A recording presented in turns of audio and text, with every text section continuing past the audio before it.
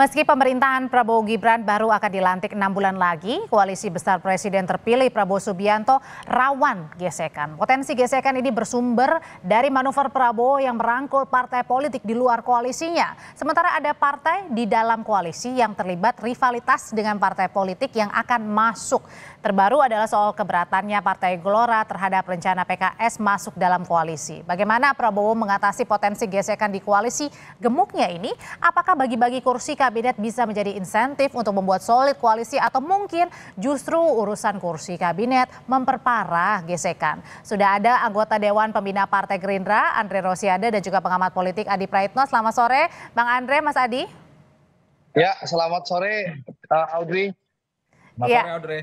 Selamat sore juga, atau selamat siang ya, waktu Qatar nih Bang Andre. Bang Andre, saya mau tanya dulu ke Bang Andre nih. Ini kan belum kabinetnya terbentuk, tapi udah kecium nih, terendus ada potensi gesekan koalisi gemuk, ada Demokrat versus Nasdem, terbaru PKS versus Gelora. Nggak pusing Bang Andre untuk tetap merekrut sebanyak-banyaknya partai luar koalisi? Jadi gini Audrey, semua sih solid-solid saja, nggak ada masalah. Memang dari awal Pak Prabowo dan teman-teman Koalisi Indonesia Maju ingin pertama dulu deh saya jelaskan ya. Pak Prabowo itu dari awal sudah menyampaikan bahwa syarat Indonesia menjadi negara maju, Indonesia ini harus guyup, elitnya harus bersatu. Itu pertama yang perlu kita pahami bersama. Yang kedua, Pak Prabowo juga sudah menyampaikan berulang-ulang kali dalam kampanye beliau 6 bulan terakhir ini bahwa kalau seandainya takdir Allah mentakdirkan beliau menjadi Presiden Indonesia ke-8 dan juga rakyat memberikan mandat kepada beliau ingin mengajak seluruh kekuatan yang ada. Lalu yang ketiga, setelah keputusan MK, waktu di doorstop oleh teman-teman di depan rumah Kartanegara, beliau menyampaikan ingin membangun pemerintah yang kuat dan efektif. Jadi intinya apa? Tentu komunikasi politik dilakukan kepada seluruh pihak ya. Silaturahim. Tapi belum apa-apa, nampaknya sudah ribut di luar nih, Bang Andre. Enggak ada yang ribut, itu kan kata Audrey aja. Yang jelas kalau kata Mas Ahaye loh bilang rontok kalau misalnya takut rontok koalisinya. Ya tentu kalau orang memberikan masukan hal-hal yang wajar. Tapi saya rasa kita sepakat akan membangun koalisi yang kuat dan efektif sehingga janji-janji kampanye Pak Prabowo dan Mas Gibran bisa segera dieksekusi. Karena apa? Sekali lagi Pak Prabowo ini bukan membawa slogan jargon perubahan. Yang Pak Prabowo ini menyampaikan adalah semangatnya semangat berkelanjutan. Jadi 20 Oktober nanti dilantik menjadi Presiden Indonesia ke-8 menggantikan Pak Jokowi. Pak Prabowo itu tidak lagi mengalami transisi penyesuaian, ya, tapi langsung tancap gas bersama Mas Gibran melanjutkan keberhasilan yang sudah dilakukan oleh Pak Jokowi dan Kiai Ma'ruf. Nah, sehingga itu harus didukung oleh kekuatan koalisi yang kuat dan efektif. Dan alhamdulillah ya saat ini dengan pernyataan Nasdem dan PKB yang akan bergabung dengan Koalisi Indonesia Maju, kalau dihitung-hitung kan sudah 75%. Jadi kalau gitu tetap mau membuat koalisi yang gemuk ya, memasukkan banyak.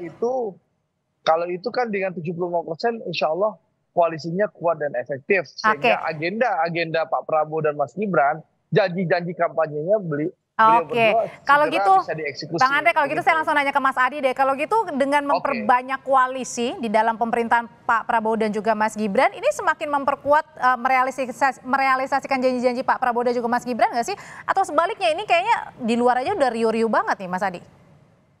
Ya saya kira memang ketika ada kecenderungan Prabowo Subianto dan Gibran merangkul pihak-pihak yang kalah secara politik, sebut saja misalnya PKB dan Nasdem. Ini kan tentu sebagai upaya untuk mengamankan supaya kepentingan-kepentingan politiknya di 5 tahun yang akan datang ini tidak mendapatkan resistensi, tidak mendapatkan penolakan, terutama dari politisi parlemen. Tentu agak riskan, Audrey, kalau semua proyek-proyek mercusuar yang diinginkan oleh Prabowo itu mendapatkan penolakan dari parlemen. Seperti yang terjadi pada Jokowi 2014 ketika periode pertama jadi presiden, itu hampir setahun setengah Jokowi itu tidak bisa mewujudkan semua keputusan politiknya karena parlemen saat itu mayoritas dikuasai oleh pendukungnya Prabowo. Tentu Prabowo ingin tancap gas, kata Bang Andre, makanya salah satu cara adalah membabat semak belukar politik dengan cara merangkul pihak-pihak yang kalah, yaitu Nasdem dan PKB. Tapi masanya belum apa-apa sudah riuh nih, katanya takutnya rontok di tengah jalan, apalagi belum ada PKS versus Gelora nih yang panas-panasan juga. Ya saya kira memang secara alamiah ya memasukkan orang baru, apalagi orang baru itu adalah kompetitor yang saling bersaing dalam pilpres, pastinya akan mendapatkan penolakan.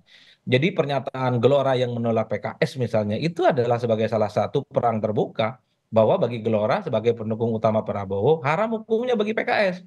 Karena PKS ini kan secara ideologis dan kepentingan politik berbeda dengan Prabowo, termasuk dengan Gerindra. Begitupun dengan Demokrat ya, AHY rasa-rasanya luka hati ya akibat misalnya Hmm, tidak mendapatkan tiket pencapresan maju dengan Anies Baswedan, ini kan masih membekas. hmm. Maka tak mengherankan ketika PKB dan Nasdem dikabarkan berkoalisi dengan Prabowo, AHY itu satu-satunya ketua umum yang speak up Oke, publik, oke. ngasih warning jangan sampai koalisinya judulnya banyak, tapi kemudian akan rapuh di tengah jalan. Bagi saya ini sebagai bentuk rasa tak nyaman dan tak happy karena kedua Oke. partai. Kalau gitu pertanyaan selanjutnya nanti akan dijawab Bang Andre juga Mas Adi, sebenarnya terutama ke Bang Andre nih. Ini Pak Prabowo sebenarnya nanya dulu nggak sih ke koalisi internal yang sudah jelas-jelas dari awal mendukung Prabowo Gibran begitu sebelum partai di luar pemerintahan ini direncanakan akan masuk dan sudah masuk sebenarnya. Contohnya seperti Nasdem dan juga PKB, nanti usai jeda tetaplah di Kompas Petang.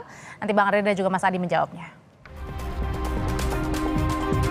Andre, sebenarnya kalau Pak Prabowo sudah konsultasi dulu nggak sih atau izin dulu ya kepada partai-partai koalisi pendukung dari awal gitu untuk merangkul sebanyak mungkin parpol lain?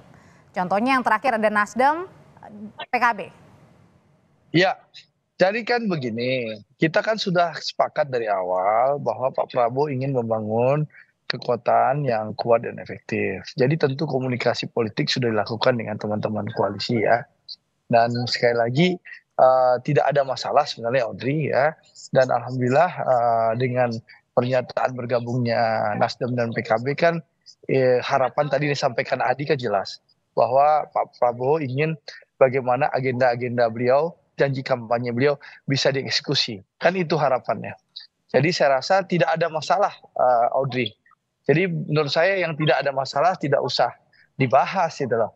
Karena Tapi memang karena tadi kata Mas Adi bilang mungkin Mas AHY ini masih panas dengan waktu itu tidak jadi cawapres ya. enggak ada, itu kan pernyataan Mas Ahaye mengingatkan koalisi itu harus solid ke depan. Jadi tidak ada yang perlu dipermasalahkan. Koalisi ini sangat solid ya. Kita ingin bekerja secara cepat dan efektif karena sekali lagi Pak Prabowo ingin seluruh janji kampanye termasuk makan siang dan minum susu gratis itu bisa segera dieksekusi gitu loh dalam berapa bulan pemerintahan beliau gitu loh.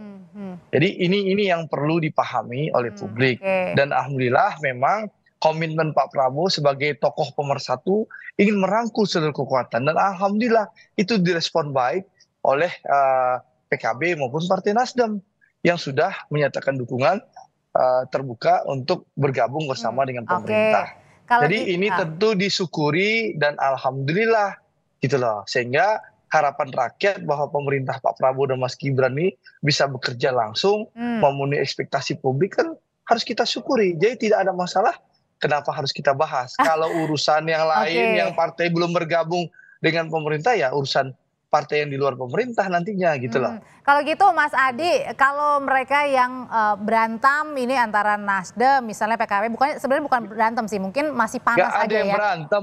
Iya, Jadi masih panas Audrey aja. jangan hal yang tidak ada dibikin mengada-ngada Oke. gitu loh. Ini kan pernyataan Mas Ahaye sekedar memberikan masukan yang baik gitu loh. Kita koalisi harus kuat, solid dan kompak. Oke. Itu kan hal yang wajar. Karena termasuk Itu juga jangan dengan dihubung-hubungkan dengan yang lain-lain. Orang pernyataan nggak ngapa-ngapain gitu loh. mungkin gesekan kali ya Bang ya. Kalau gitu saya tanya ke Mas Adi. Gak Kalau ada misalnya gesekan sama sekali. kalau misalnya koalisi besar ini jadi masuk semuanya begitu, termasuk yang ada saling gesek menggesek begitu ya. Apa jadinya nih Mas Adi? Masih di Audrey, secara prinsip ya, Pilpres itu adalah kompetisi untuk menunjukkan siapa yang menang dan siapa yang kalah. Saya cukup memahami suasana hati AHY dan suasana hati kawan-kawan Gelora. Mereka ingin menunjukkan bahwa jagoan mereka di Pilpres jagoan yang menang. Jadi bergabung dengan Prabowo itu adalah keistimewaan bagi Demokrat dan Gelora yang akan mereka tunjukkan. Kalau Demokrat kan ingin bilang ke Nasdem, ke PKS, termasuk kepada PKB, bahwa AHY itu tidak salah pilih.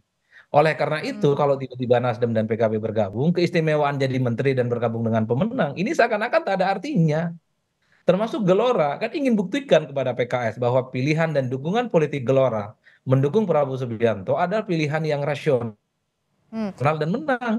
Dan Gelora ingin menunjukkan bahwa Gelora akan bergabung dengan penguasa selama 5 tahun yang akan datang. Kalau tiba-tiba PKS bergabung, keistimewaan, kemewahan, dan dignity Gelora menjadi bagian dari Prabowo Subianto itu sama saja karena PKS yang kalah pun, Nasdem yang kalah pun, PKB yang kalah pun juga bisa menikmati kekuasaan politik. Ini yang Oke. sepertinya saya lihat menimbulkan resistensi dan Nah, sikap politik yang menurut saya sebenarnya sebagai bentuk kalau penolakan. parpol-parpol last minute Jadi, baru masuk nih, apakah nanti juga akan mempengaruhi untuk mengatasi gesekan dengan susunan proporsi kabinet? pastinya akan mempengaruhi. Ini kan ibarat koalisi kalau penuh sesak tentu tidak nyaman ya secara psikologi politik. Belum lagi misalnya ideologi dan kepentingan politik mereka per hari ini itu belum melebur satu sama yang lain. PKB itu masih menitipkan 8 agenda perubahan. Hmm. Saya kira itu bukan sesuatu yang gampang. Saya masih ingat loh, Caimin itu adalah orang yang menolak berpindahnya IKN. Iya kan, Oh, oke. infrastruktur juga Mhm. dianggap sebagai proyek ugal-ugalan. Kalau tiba-tiba berkoalisi dan bergabung tanpa ada pertaubatan secara ideologi politik, tentu ini agak aneh. Oleh karena itu, sekalipun partai-partai yang kalah dalam pemilu ini ingin diajak berkoalisi, bergabung dengan Prabowo Subianto, mereka harus diminta untuk melakukan klarifikasi dan pertaubatan bahwa mereka tidak punya agenda apapun dan hanya akan Oke. mendukung semua agenda politik yang sudah dibuat oleh Prabowo dan Gibran. Oke, kalau Nasdem kan sudah kelihatan memang sudah masuk ya, akan kerjasama begitu kata Pak Surya bilang. Kemudian juga PKS nggak tahu nih akan masuk atau enggak. Tapi kalau keduanya masuk, nanti gimana komunikasinya? Atau jangan-jangan sudah berkomunikasi juga dengan Golkar, dengan PAN, Bang Andre? Oke, jadi saya rasa ini sekali lagi tidak ada gesekan, ya, itu yang perlu saya tegaskan, tidak ada masalah, Audrey. Jadi tolong jangan dibangun narasi terus gesek menggesek gitu lah, karena memang tidak ada gesekan.